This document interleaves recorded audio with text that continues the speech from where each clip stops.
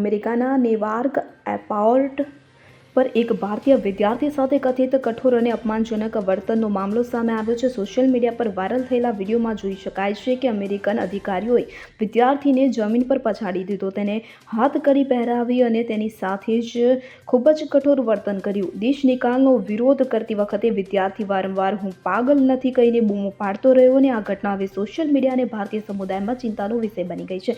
ઘણા લોકો તેને ઇમિગ્રન્ટ્સ સાથે યુએસ ઇમિગ્રેશન એજન્સીઓના વર્તન પર પ્રશ્ન ઉઠાવવાનું બીજું ઉદાહરણ ગણાવી રહ્યા છે. જો વાત કરવામાં આવે તો ભારતીય અમેરિકન ઔદ્યોગિક સાહસિક કૃણાલ જૈને આ ઘટનાનો વિડીયો શેર કર્યો અને દાવો કર્યો કે તેમણે પોતે વિદ્યાર્થીને નેવાર્ક એરપોર્ટ પર દેશ નિકાલ થતો જોયો હતો અને જૈને લખ્યું કે વિદ્યાર્થી ખૂબ જ ડરી ગયો હતો, સતત રડતો હતો અને અધિકારીઓને તેને સમજાવવા માટે વિનંતી કરી રહ્યો હતો. આમ છતાં અધિકારીઓએ તેની સાથે કઠોર વર્તન કર્યું અને તેને તાત્કાલિક ભારત મોકલી દેવામાં આવ્યો.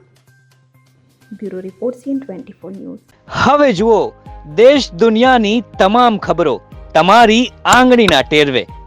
ઉઠાવો મોબાઈલ અને Google Play Store પરથી ડાઉનલોડ કરો અમારી CN24 ન્યૂઝ મોબાઈલ એપ.